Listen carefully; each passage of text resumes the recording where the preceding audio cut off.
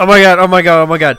About 4 seconds before I hit the record button, I get this phone call from Wade Budcatcher. Kevdog, good morning. It's me, Wade. What are you doing? How are your Pokemon doing? My Weedle's really energetic. It's a handful. Oh yeah, I managed to beat a tough Metapod. I need to make my party stronger. See you later. Click. Yes, and hello everybody, and welcome back to Let's Play Pokemon Gold. In the last episode, we got to Pewter City and tackled Brock, the easiest gym leader in the entire game. On this episode, we are going to be making our way towards the city of Celadon. Not Celadon, Cerulean. I always get those two city names mixed up. Now, in the original games, in this route, you will be able to battle a billion trainers. In the remakes of these games, I believe on this route, I'm not too sure if it's this one or if it's another one or like the next one or something like that. But there's something a little interesting here. There are meteors on this route, and this can be used to change the form of the Pokemon Deoxys. Now, Deoxys has 3 forms, well, 4 as of that game. It has his normal form, which is just like a well-balanced Pokemon. It's got attack form, which has very high attack and special attack, pretty good speed, and abysmal defenses. It also has defense form, which has crazy defense, a lot of HP. Actually, I'm not too sure if its HP changes. I'll go check that out. And it also has the speed form, which is crazy fast, and it has quite a bit of attack. I believe the speed form Deoxys is the fastest Pokemon in the game. And no, that doesn't include Pokemon that have the ability Speed Boost, because that doesn't count. That's just artificially raising your speed. I'm talking about pure speed stats. And I know at one point Ninjask was the fastest Pokemon. I'm pretty sure in this game Electrode is the fastest Pokemon still. I'm not too sure. But whatever. We're playing this game and we're not being fast at all about it, because this is turning out to be quite the long LP. And Bats really needs some love pretty soon here, because he's getting behind in the levels department. I like the levels department. But yes, this is an Arbok. Arbok is a cool Pokemon because it does have its signature move, Glare. It was one of the only Generation 1 Pokemon to have a signature move. I know, like, the Abra family had Kinesis as its signature move. Chansey had Soft Boiled. I really can't think of any other ones off the top of my head, but there are a lot of Pokemon in Generation 1 that actually did have a signature move, which was kind of contrary to what I just said, that not a lot of Pokemon had signature moves. But whatever. I'm not too worried about contradicting myself, because it happens all the freaking time. This is Otis. Otis the bear. Otis loves bears, and I love bears, and I could talk about bears all day. But I won't talk about bears all day, because this is Pokemon, and there's only like 2 bear Pokemon in this game, which are Ursaring and Teddiursa, which I've never used either of, but I've heard good things about Ursaring because it does have crazy attack stat. It got an attack stat of like 130, which is stupid high. I also never realized that Squidward's actually pretty fast. Weezing, I'm going to switch to Hex because it is probably the best Pokemon to take this thing out. But I never really realized that Squidward had high speed, because it just cracked 100, and that's its second highest stat. Well, besides HP. I don't count HP as really a stat, but whatever. I also don't think I've mentioned, but I love the battle theme in this game, in this section of the game, I mean. He's about to send out Magmar, probably switch back to Squidward, sure, why not, because fun times and stuff. Today is also Friday. This is being recorded immediately after the last episode. Probably going to record some more, like, tonight. But I might be going to the strippers because my friend just got dumped, and I told him if he ever gets dumped, I'm taking him to the strippers. Okay, I'm back. Sorry about that. I thought I heard somebody in my house. I always freak out whenever I hear somebody in my house when I'm recording, because nobody in my family knows that I do LPs, and that'd be kind of weird. And I have to think of weird explanations for the stuff I have, like my capture card and this fancy microphone that I just bought. My mom's like, why the hell you need that? Blah, blah, blah. Whatever. I don't care. Let's talk to this guy. This trainer was not here in the original games. because once you turned up there were no more trainers until Mount Moon. And we got ourselves Fire Breather Bert, who's a crazy bastard. It sends out a coughing because he just loves to hack up his lungs. That would be so bad for like your mouth if you were a fire breather, because I know basically what I understand the gist of fire breathing as being is you take a swig of moonshine or like Everclear or something like that. You don't swallow it. You hold a match in front of your mouth and you blow. You spit out the alcohol, and it just sort of burns and goes everywhere, and it's crazy and amazing. But that's got to be bad for your mouth, just having that much alcohol in it. Well, you might sterilize it. You might have really clean teeth or something like that. I don't know. But by the way, that Pokemon is Slugma. It's a Fire-type Pokemon. It is literally a pile of lava that is in the form of a slug, as probably you could figure out. This is Mount Moon, but I have to look something up real quick. One sec. Oh, never mind. Oh my god, it's MuffyJo. It's been a while, Kev Dog, since I lost to you. I thought about what I was lacking with my Pokemon, and we came up with an answer. Kev Dog, now we'll show you. Yes, this is MuffyJo, and this is actually what I was going to look up, was his Pokemon's movesets. So, let's let him sit there menacingly for about 5 seconds while I go and check out movesets. Okay, let's go. Sorry about always having to look up movesets, by the way. A little bit anal about always having these things in front of me. So this first Pokemon is Sneasel, level 41, knows moves Quick Attack, Screech, not Scratch, Feint Attack, and Fury Cutter. Pretty much the same moveset as last time. I'm going to use Surf and just probably take it out in one hit. Even though it's not super effective, it might be able to take it out in one hit. I'm not too sure. Sneasel isn't the greatest defensive Pokemon. It's got good attack, it's got good speed, and it's definitely meant to be a sweeper. But it got outsped by Squidward, which I didn't realize was fast. So now he's going to send out Magneton. I'm going to switch to Hubjub, obviously, because it's ×4 effective. Also, MuffyJo is like the greatest trainer ever, and keeps this Magneton on his team with crappy moves. Knows Sonic Boom, Thunder Wave, Thunder Shock, and Swift. Why the hell have you not taught this thing Thunderbolt yet? What is wrong with you, MuffyJo? You're sorely lacking in the good move department here. Like, that Sneasel had a really crappy moveset too, but whatever. So yes, it is already down, and ×4 effectiveness plus outspeeding it is always nice. He's going to send out Golbat. I'm going to send out Derpsaur, because thing and super effectiveness and whatnot and blah blah blah. Words and talking and stuff. So knows moves Wing Attack, Confuse Ray, Bite, and Leech Life.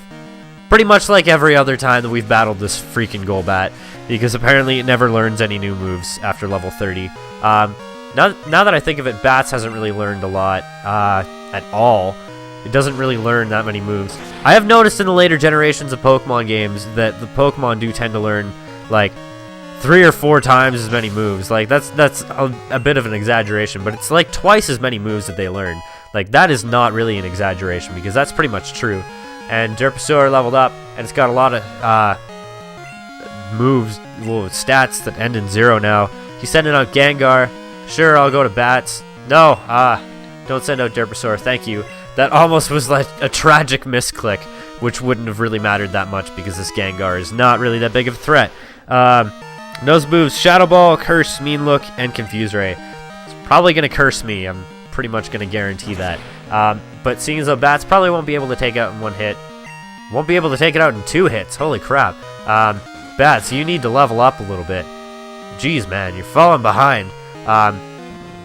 Thinking back, I probably should have taught Bats Shadow Ball if it could have learned it, because that would have been a better move to use against ghost types, because it's attacking, well, physical attacking instead of special attacking like Bite is. That's a lot of experience for Gengar. He's about to send out Alakazam. I'm going to send in Hex, because I'm just going to sit here and stall the living shit out of this Alakazam.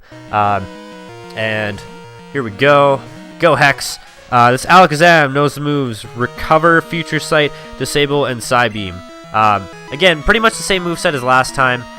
It's still annoying to fight. Don't get me wrong. This thing can pack quite a punch, because Alakazam was essentially like the second most ultimate Pokemon in the original games. And the only reason for that was, you know, I'm going to use Ice Punch, because that'll probably actually do more than Shadow Ball. Even though Shadow Ball is super effective, Ice Punch gets same type attack bonus. But Alakazam was, like, if you went up against an Alakazam, you were pretty much screwed in the original games, because it wasn't really weak to anything. It was super fast. It had, like, super strong special, which in the original games, if you don't know, special attack and special defense were merged into one stat, and they sort of just served the same purpose. He's about to send out Typhlosion. I'm going to switch to Squidward, because stuff and super effectiveness and words, and I already did this little spiel. So Typhlosion, level 45. But Alakazam was also invincible, basically, because it wasn't really weak to anything. It was weak to the move Lick, and that was it. And that's why they added in Dark type, was more so to even out that thing where Psychic type was like super, like really good, and like it was the best type pretty much, Psychic and Dragon. By the way, that Typhlosion knew Swift, Smoke Screen, Quick Attack, and Flame Wheel. ... Lots of dots. I like to talk in dots. I'll just sit here and say dots for 5 minutes. I thought I raised my Pokemon to be the best they could be, but it still wasn't enough. And we got $9,000 for winning. And lots of dots again. You won fair and square. Admit it. But this isn't the end. I'm going to be the greatest Pokemon trainer ever, because these guys are behind me. Listen, KevDog. One of these days I'm going to prove how good I am by beating you. And you probably never will. Now, when I was a kid, I used to think that you could actually get him to kill himself. Now, this sounds like a horrible thing that you would never actually want to try. Is there anything over here? No. This is weird music. But I thought there was a way to get on the roof of the Goldenrod City department store after you beat him in Mount Moon, and he would jump off the building and you would never see him again. But apparently that is probably not true, because I've never seen anybody do it, or whatever. When the sun goes down, Clefairy come out to play. Yes, apparently when it is nighttime, Clefairy are here. Welcome, how may I help you? This guy is selling items. I'm gonna buy a bunch of lemonades because it's cheap for the amount of HP that it heals. Buy 20s, sure. That's probably good enough. I don't need mail because I don't know anybody. I don't have any friends that have this game, or I just don't have any friends, period, or something like that. I'm pretty sure this is where the Clefairy will appear, and this is still really weird music. I'm getting the hell out of here to get away from this music. Yeah, there's really not a lot here. That's pretty much the extent of Mount Moon. You can go left there. I think there might be like an item or two or something like that. But that is about it. There was pretty much just a MuffyJo battle, and that was the highlight of Mount Moon. That's pretty much the highlight of any episode, though, that MuffyJo shows up in. It's just that MuffyJo was there. I did not know that there was a trainer there. I have a feeling that I can win. Let's see if I'm right. You're wrong. I'm just gonna say this right now. I've only lost a battle to a wild Snorlax. I'm pretty sure I can take you, Picnic or Hope. Especially if you just have a Flaffy that's level 34. That's actually pretty weak. I'm just gonna surf you, and hopefully that'll take it out in one hit, or else it could use Thunder Punch and do some damage to Squidward, which would not be good. Even though Squidward has beastly special defense, it'd still do something. And one hit, there we go. Squidward's getting close to level 44. That's like super close. I want to check that. That's probably like less than 10 experience. One sec. Okay, never mind. Apparently that's 71 experience. Is there anything here? Whatever. I'm too lazy to walk around and press the A button repeatedly. This guy, I don't know if he's avoidable. Yeah, he's avoidable. So let's battle him anyways, and just waste more of your time and stuff like that. So we could actually get to Cerulean City. We're basically like super close to Cerulean City right now, but we are not going. Did I just see what I thought I saw? Is this Pidgey level 12? Is this Pidgey level 12? Seriously? Seriously? Level 12. Level 12. 1, 2. 12. What the hell? I thought we were past this game. I thought we moved past this point in our relationship where you had to give me Pokemon that were so low leveled that it was just unbearable. But no, apparently we're not. And like, you're such a tease. You're a tease game. That's what you are. And this Pidgeot is the same level as me if my level was backwards. But whatever. That was ridiculous. I don't remember what I was saying before, but now I'm just like, what the hell just happened? This is the most ridiculous thing. Let's battle this random girl, because why not? Spit it out, woman! God damn it! I don't have all day! I have about probably 15 minutes to finish this recording, or something like that. I don't know. I have no idea what I'm at for time. I also don't really care that much, because actually, I don't know if I'm gonna go and do the gym in this episode, because it's pretty quick in between this coming gym and the one after it. You basically just have to walk. That's about it. She's got a Rapidash. This is not a big deal.